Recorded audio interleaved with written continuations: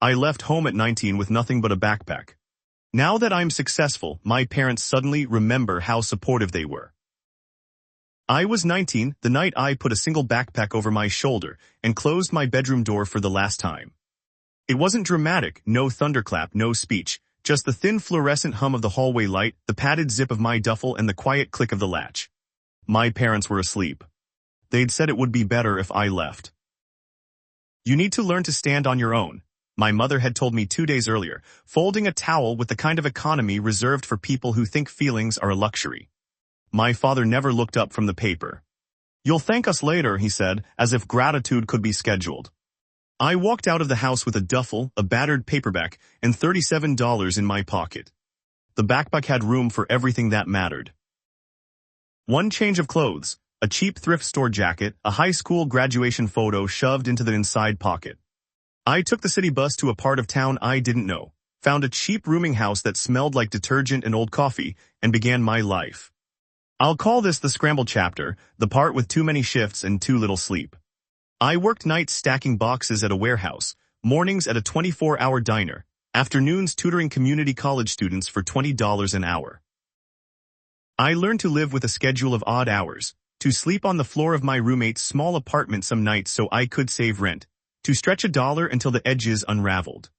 I didn't cry in public much.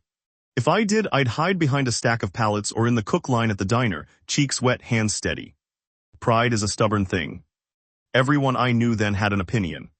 You left too fast, give them a call, they'll miss you. The more people told me the easy fixes, the less comfort they offered.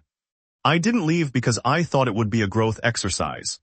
I left because the house had become a field of landmines.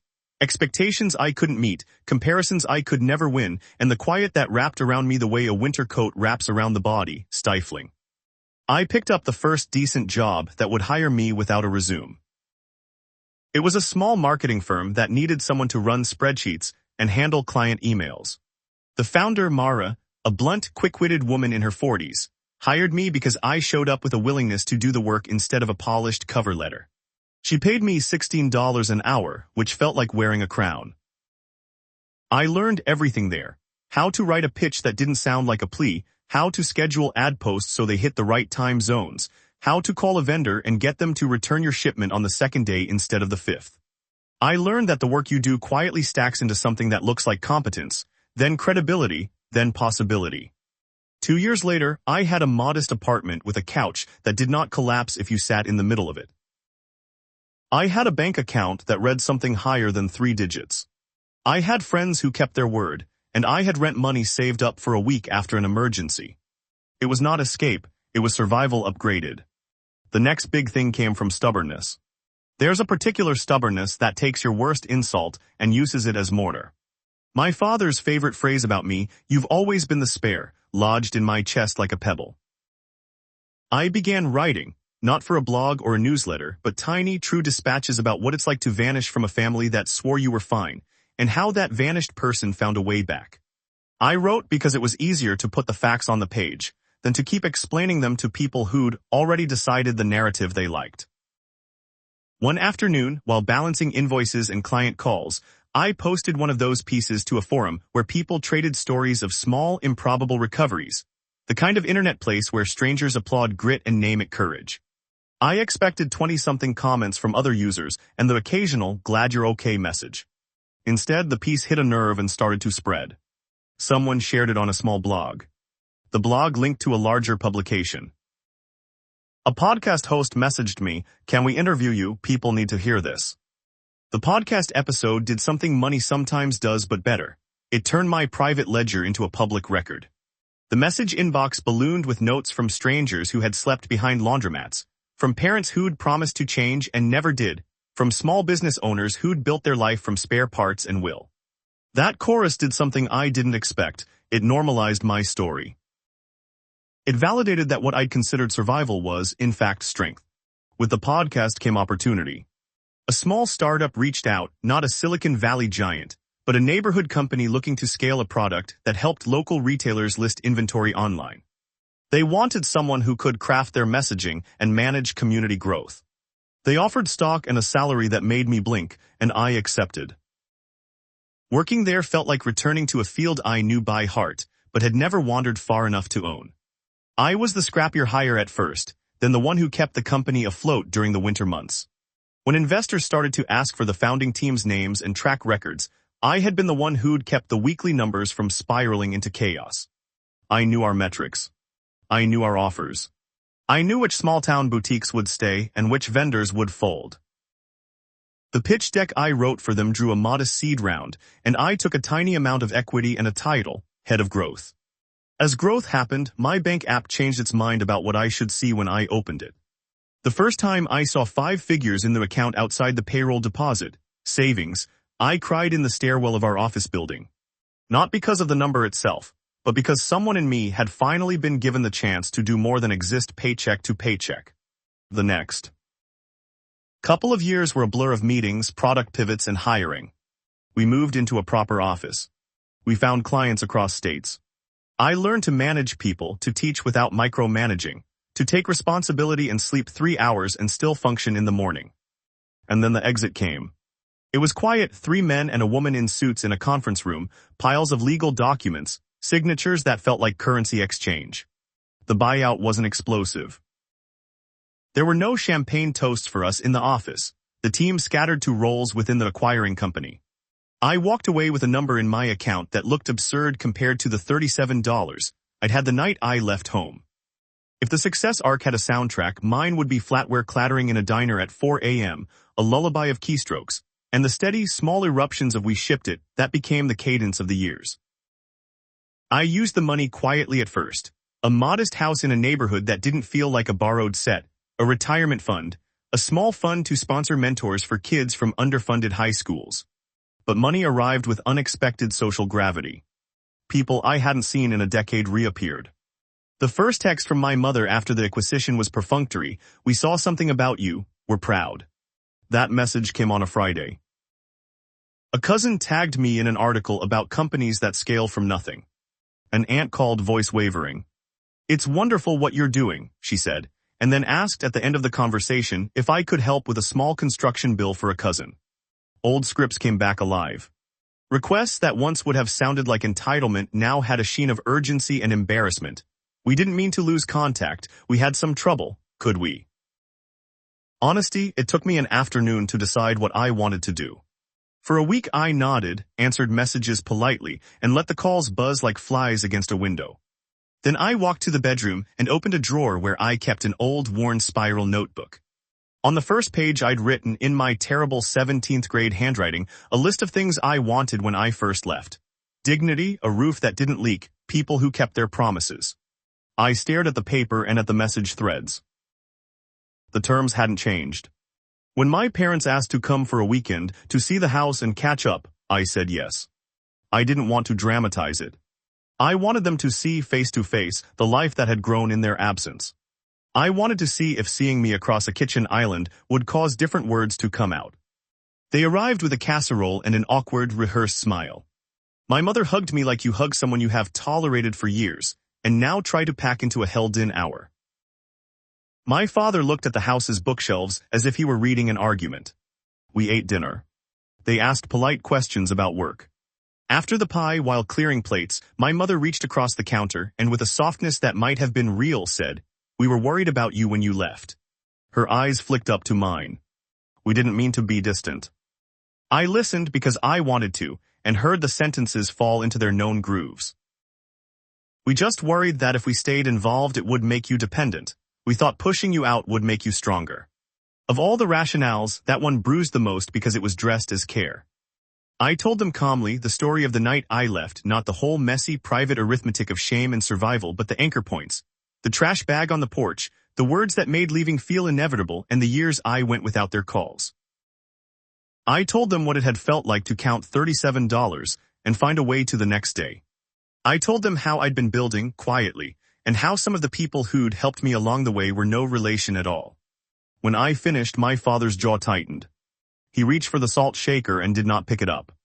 Then I did something people often write about and few actually do. I set a condition. You hear it as payback or fairness depending on what stool you sit on. I told them, if you want to be part of my life now, it's not going to look like the past. I won't be called on to solve your emergencies on demand. I won't be the bank or the excuse. If you want support, we'll make a plan. If you want to reconnect, we'll do it on honest terms. It was not charity. It was a boundary. It was also a test. Would they accept me on these terms? Or would coming back mean returning to old scripts where their needs erased mine? They bristled. My father muttered about how families help families and how my stance sounded cold. My mother cried the old familiar leverage. They both left the next morning with folded casseroles and a string of promises that sounded like rehearsal. And then the calls started, little things first, the quiet ones that made the old reflex flare. We had an emergency with the water heater. Could you send some money? We're a little behind on the mortgage. Could you help until we sort it? The ask list read like a ledger of old excuses with new urgency. I paused every time. I sent them to voicemail, then to text. I drafted budgets and loan spreadsheets. Eventually, I wrote them a single email explaining the terms. If they needed financial help, we would consult a planner together. Any support would be transparent, structured as a loan or a line item in a household budget. And most importantly, if we were to reconnect, it would not be a night-to-night dependent relationship where my presence erased years of absence. They called it cold. They called it mercenary. Their friends called me selfish in group chats. Some relatives publicly remembered all the ways they had supported me when I was a child. I read posts where my mother's voice was quoted as saying she had always backed me.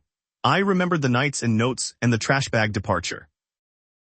Memory is a malleable thing, success makes it shinier. Now here's the thing about boundaries, they force other people to reveal themselves. Over months of slow, polite resistance, answering emails about family events but not offering money on demand, attending dinners but not bailing them out at midnight, two truths emerged. First, many relationships that had lived on convenience and habit were not built for honesty. They wilted quickly. Second, some people were willing to learn how to be better, to respect other people's time and resources, and to accept conditions without spinning it into a moral failing. My mother slowly learned to accept the planner. We sat in a small office with an advisor who made us list expenses and obligations line by line. My father refused initially, but after a month he came to a single meeting and left with a plan that involved reduced monthly consumption and small steps toward paying arrears. They were not dramatic transformations. They were incremental. They were human. Meanwhile, a different part of my life expanded. I started a scholarship for kids from my old high school. I began mentoring young women in trades and technology. I bought a small storefront and turned it into a co-working space for local entrepreneurs who didn't have the press kit or the investor intros that other founders did. I offered them free desk weeks, hosted a monthly pitch night, and taught a class called Small Biz Big Heart, where we covered everything from bookkeeping to how to write a quick, honest email to customers. People who'd fallen away came back, not my family but others. A waitress who once offered me a couch in a rough winter. A janitor who let me nap in the back of a refrigerated truck once. They were the ones who stuck. They were the ones who mattered. Every so often someone asked the question I keep getting in emails and DMs. Did you get revenge? The answer is complicated. I didn't cash out to buy an island or drive a Lamborghini. I didn't try to rub my success into anyone's face. But I did close doors. I didn't repair all the relationships. I put them on a shelf and took them down one by one, checking for rot. I learned to say no. Saying no was not revenge. It was the last small act of self-respect I had to learn to keep. There were moments I felt guilty, like the night my mother called in tears because a contractor had given her a hard deadline. But the guilt that accompanies boundaries is different from the shame that compels you to give everything away. Guilt can be honest, a signal that you care. Shame is someone else's cruelty turned inward. 2 years after the exit, after the scholarships and the co-working nights and the quiet dinners with friends who watched me fight and build, my parents called and asked if they could come to dinner. I said yes, and this time it felt simpler. We ate a lasagna they'd brought because old habits are persistent, and talked about small things. The way the maple tree in the yard had finally grown tall enough to shade my backyard, the neighbor's beagle that liked to escape the new bus route. At the end of the night, my father hugged me in the kitchen, the way men who were taught to keep their feelings contained hug. Awkward, brief, true enough. Proud of you, he said, and I believed him because he said it without a ledger attached. My mother, now learning to be courteous without guilt-tripping, stayed late and helped me wash dishes, not as an olive branch but as being present. That presence was the thing I'd wanted before everything else. Not the calls when the heat failed. Not the text messages woven into a crisis. Just being there without asking for a price. If you ask whether it hurt for them to be late to the game, of course it did. But the arc of the story isn't revenge. It's not a billboard or a podium. It's the moment you realize you can be the person you needed when you were 19. The victory is financial, yes. The security that means you don't sleep with fear, but more importantly, it's moral. It's the ability to choose who you let in and on what terms. It's the difference between being used and being part of a family that is grounded in mutual respect. I'm not naive. People still remember me for what I used to be in our family lore. The kid who took a long time to settle down, or the teenager who was too sensitive. The world keeps telling stories that flatter the teller. But when my father's hand finds mine in a grocery aisle, when my mother calls without needing something, when relatives ask for advice and accept it without the old strings attached, those small signs are the payoff. They're quiet. They're messy. They're real. They are for me everything. I kept a copy of that grocery list lights night for myself, and for the kids who show up to my monthly classes. For the young man leaving with a duffel at 19 who sits in the back row and looks nearly as small as I did. I tell him, you don't have to accept being less than you are. If you leave, take your dignity. If you stay, hold them accountable. If you succeed, don't forget the people who taught you how to tie your shoelaces. It's not a motto, it's a map. Success didn't make me perfect. It made me possible. It gave me resources to help others. And it gave me the final thing I wanted. The chance to write the version of our family story that's true to me, not the one told by absence or tidy revision. If that makes me unforgiving, then I accept that label. If it makes me sane, then I'll take it. A few months after everything settled, my mother sent a short message, "Thank you for dinner." I answered, "Me too."